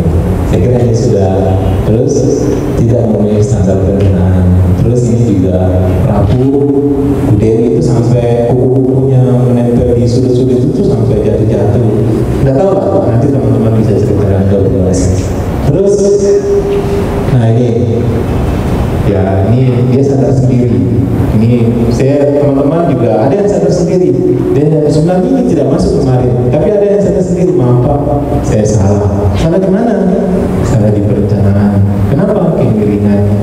Ya, bagaimana? Saya kira ini apa yang terjadi? Tidak mungkin kita bongkar lagi kemudian kasih miring lagi kan sampai 7 derajat, tidak mungkin lagi. Jadi solusinya tadi tidak ubah, kasih solusi yang pas. Ya di powernya di stopkan aja pasti sebelum menurun supaya tidak terjadi apa istilahnya, supaya jangan roboh lagi kesalahan. Kemiringan yang kita sudah dapat, tambah di powernya lagi kita pasang dua kali kesalahan, minimal 1 kesalahan aja. Terus ya isi pekerjaan tidak bagus lah. Ya sama aja sih teman-teman, sudah mandi siap-siap pergi ke wasda, tapi kalau tidak pakai lipstik ya sama aja, tidak enak dipandang gitu kan. Apalagi misalnya sudah pakai masker, paling tidak enak lagi sudah pakai lipstik tebal-tebal tapi pakai masker, tidak kelihatan juga, jadi tidak indah. Saya teman-teman ya tolonglah didampingi masyarakat supaya yang tadi bolong-bolong yang tidak rapi-rapi kalau dirapikan. Ya, apalagi ini teman-teman, dari sisi fakta atau sih? Ya apa situ, tanda tangan dan sebagainya, semua satu garis tangan. Ini apa gitu kan? Mana verifikasinya teman-teman di foto? Nanti Bu Eda akan bahas di sisi berikutnya. Ini contoh-contoh aja sih ya teman-teman. Fakta atau hoax? Ya syukur-syukur kalau fakta. Ada kan juga hoax fakta. Ya, oke terus. Maksud ya saya hanya baca dengan apa pesannya dia bilang, maksudnya apa sih itu, apalagi saya tertulis alhamdulillah apa dia? Alhamdulillah sudah diverifikasi ya, syukur kalau sudah diverifikasi oleh Allah sendiri ya. Oke terus, tapi verifikasinya masih ada tanda tanya begitu, apa maksudnya itu? Apalagi ini teman-teman, pembukuan PKN hanya Pak Ahmad yang bisa memahami. Situ tidak ada tanda tangan PKN, ini hanya masalah tanda tangan saja teman-teman. Masih banyak yang terjadi ya tanda tangan masalah tanda tangan. Terus tanda tangan juga terus tidak pernah ditutup bukti. Tidak ada tanda-tanda kayak bagus semuanya. Terus saya teman-teman terus nah pelatihan isunya yang paling berat, tidak ada yang lulus. Gimana sebenarnya pelatihan dasar tidak ada yang lulus? Ya dulu saya kalau tidak lulus pelatihan dasar saya tidak akan mengkontradigasi. Dulu di zaman kita dulu ya itu kita tes, habis itu ikut pelatihan selama 14 hari, kemudian lulus. Kalau tidak lulus, tidak tanda tangan kontrak, jadi pengangguran lagi.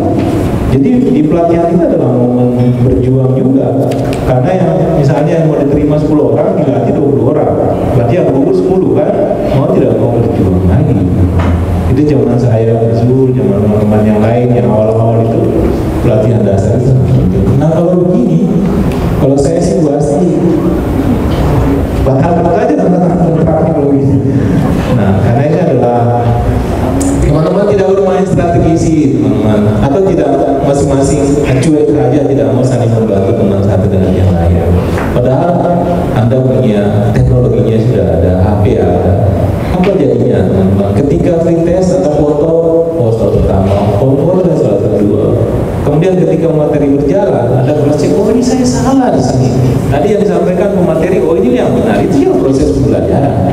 Tapi ketika nanti di free test, Anda sudah paham, pasti soal itu juga yang keluar. Nah ini kayaknya hanya persoalan strategi. Apa mungkin Pak Sul tidak pernah sampaikan strateginya? OSP itu ramai kalau free test. Bagi soal habisan lagi, bagi jawaban dong. Ya itu lah, teman-teman tidak mau berbagi sih, tidak saling mau berbagi. Akhirnya semua dirinya 100. Kadang kalau hanya salah satu karena salah tekan aja. Ada jaringan macet, jadi dibagi-bagi lah supaya jangan kelihatan. Meskipun proses pembelajaran tidak harus cuma kemudian jawab, tidak. Proses belajar itu juga, oh yang benar yang mana ya? Ketika nanti pas yang benar nomor 2 atau jawaban nomor B, oh itu deh. Itu juga proses belajar. Semua banyak yang tidak lulus. Berarti kan dipertanyakan persoalan kapasitas kita. Ketika tidak lulus di pelatihan dasar, Oke, kemudian terkait lanjut PPO, hanya mengingatkan lagi bahwa PPO semester 2 mulai sebenarnya mulai bulan ini juga saya sudah kemarin terlepas kesesuaian apa benar seperti itu bahwa penilaian perkembangan organisasi dilakukan 2 kali dalam setahun, jadi setiap 6 bulan. Jadi teman-teman supaya tidak ada kepepet memperluas jangkauan bermanfaat. Jadi inilah menjadi indikator keberhasilan KPP. Jadi teman-teman melihat apakah KPP berarti KPP kita belum maksimal. Lanjut. Prosesnya dan saya perhatikan untuk upaya pengembangan KPP itu. Saya menyampaikan informasi tambahan bahwa tanggal 2 itu teman-teman harus rakor lagi, rakor tingkat korpor Bernardo dan Midori. Itu jadwal tidak boleh lewat karena itu teragenda secara nasional. Kalau lewat atau mundur, korpor harus membuat surat alasan perubahan jadwal. Jadi maksud kami hal-hal yang tadi disampaikan oleh semua pemateri tadi poin-poinnya, teman-teman harus bahas ulang di tindak lanjut di level korpor untuk mematangkan agenda dan rencana aksinya di rakor tingkat kota. Itu koridornya webinar dilakukan melalui Zoom meeting. Nah, sementara yang mengajukan anggaran untuk paket data untuk semua peserta belum ada, memang belum dianggarkan, tapi koridornya begitu. Jadi kalau bikin tatap muka ya patungan dinas bungkus, karena koridornya cuma dalam bentuk Zoom meeting, rakor tingkat kota, dan nanti didorong oleh gabung satu kali, tapi daftar hadirnya dibuat manual terpisah antara Dr. Hade dan Dr. Hadir Tidore. Itu tanggal 2 ya, tanggal 2 itu hari apa? Kamis ya. Oke, tanggal 2 hari Kamis. Hari Kamis itu juga mungkin Pak Anto akan balik, berarti minggu depannya kita akan coaching dan integrasi lagi, coaching klinik sekitar 2 hari. Kemudian coaching Diva 2 hari juga dalam bulan Desember ini. Bisa coaching Diva duluan atau coaching dan integrasi duluan. Kemudian coaching sekarang kawasan 2 hari juga. 3 coaching yang harus kita lakukan dalam bulan ini. Jadi 1 bulan ke depan 1 sampai 30 Desember tidak ada waktu yang kosong dalam setiap minggu. Pasti ada kegiatan, apakah coaching, apakah rakor, nanti akan kami jadwalkan. Jadwal yang sudah pasti adalah rakor dan korpor. Jadi silakan teman-teman nanti bahas di sana hal-hal yang kurang. Oke. Dan tadi banyak yang tidak semangat, saya tidak tahu apa-apa, saya minta yang saja. Kalau saya bilang kotaku, dibilang hebat. Kalau saya bilang kontrak habis, mau dipakai testa, aduh. Kalau saya bilang kontrak diperpanjang, mantap, mantap, mantap, gitu ya. Iya, harus mantap. Jadi coba, kotaku. Kontrak habis. Kontrak diperpanjang. Kontrak akan diperpanjang bagi fasilitator yang berkinerja baik jika kontraknya memajukan. Kontrak akan diperpanjang bagi mereka yang bekerja profesional, tidak mencampur adukan pekerjaan profesional dengan urusan-urusan pribadi. Mantap. Hanya orang-orang yang profesional yang akan diperpanjang kontraknya. Karena itu kuatkan substansi teman-teman dalam memahami program ini. Tadi saya katakan tegur dengan keras, meskipun sentirannya agak guyon kepada Fahmi, karena itu terkait substansi. Saya malu di hadapan Satker. Tentu bukan cuma Fahmi yang hal seperti itu terjadi. Hal-hal yang sudah bagian dari substansi itu harus ditanamkan dalam kepala. Kecuali yang terkait kegiatan boleh itu sesuatu yang bisa kita perdebatkan. Kalau substansi ekonomi sudah jelas, Anda harus paham itu. Pernah saya temukan ada bentuk KSM di dalamnya ada anggota LKM menjadi anggota KSM. Artinya yang membentuk KSM tidak paham substansi. Kalau yang memfasilitasi itu adalah fasilitator baru, ya kita mengerti bahwa dia tidak paham substansi, kita bisa memaklumi itu. Kalau sudah 10 tahun membentuk KSM dan ada anggota LKM jadi anggota KSM, kan itu masalah. Nah, sehingga saya sering memahami, tolong ajukan pertanyaan yang cerdas. Ini penting karena pernah ada kejadian seorang faskes bertanya di hadapan Bobob dalam forum workshop Lokakarya provinsi, bertanya kenapa BKM tidak digaji. Apa jawaban Bobob? Merekomendasikan faskes yang bertanya itu dipecat. Karena itu terkait substansi, sudah puluhan tahun tidak paham substansi. Hal sepele itu masih ditanyakan. Itu maksud saya. Jadi memang penting memahami substansi itu. Oke, Anda bilang mantap kalau kontrak diperpanjang, maka mantapkan diri Anda untuk layak menjadi fasilitator pada tahun 2022.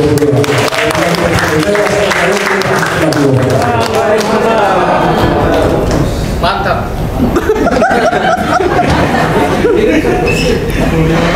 Honor besar jadi mesti tambah. Pengaruh batik gitu ya. Pengaruh batik sampai semangat.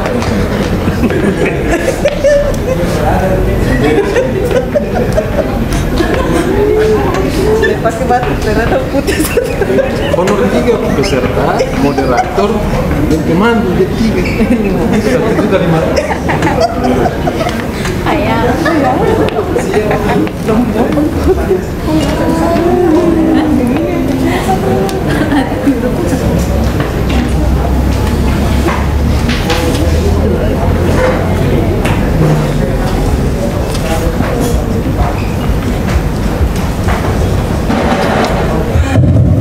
Honor pertama. Jadi honor sebagai peserta, kemudian sebagai moderator, kemudian sebagai pemandu, dan terakhir sebagai MC. Apa? Ya.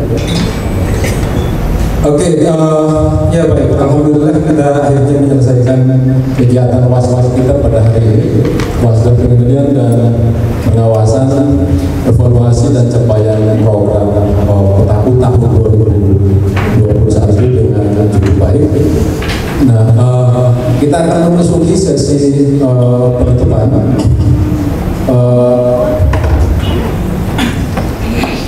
Laporan untuk susunan agendanya, pertama laporan singkat dari Cepatan 2 kali saja, cukup 5 menit dari Pak PL sebagai laporan terakhir sebagai penanggung jawab kelas pelaksanaan rakor itu di tingkat OSP. Kemudian nanti arahan dan sambutan dan arahan dari Ibu PPK sekaligus nanti menutup secara resmi acara waspada ini. Tadi ada beberapa catatan yang belum sempat dibahas oleh Ibu Asih. Mungkin lewat kesempatan ini juga beberapa poin akan disinggung lagi. Nah, sebelum kita masuk ke situ, saya mengundang dengan hormat Ibu Sofi di belakang, kayaknya dia bisa tampil di depan menemani Ibu Asih.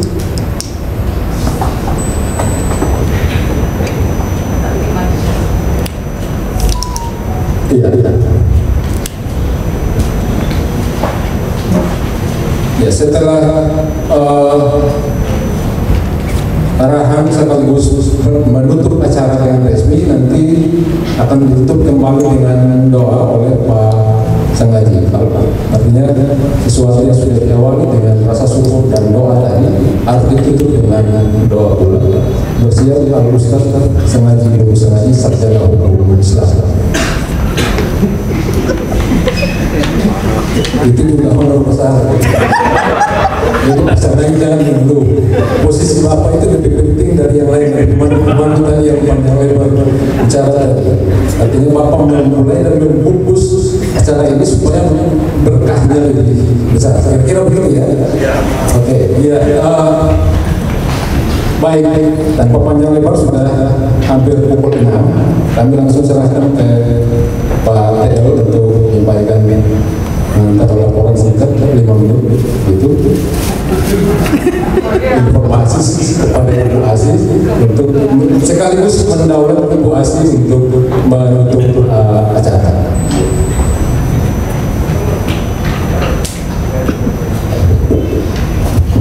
Assalamualaikum warahmatullahi wabarakatuh.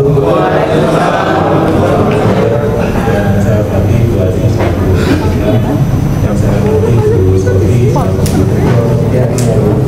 terima kasih sudah fasilitasi kami di Hotel Batik yang tempat yang sangat mudah untuk kami.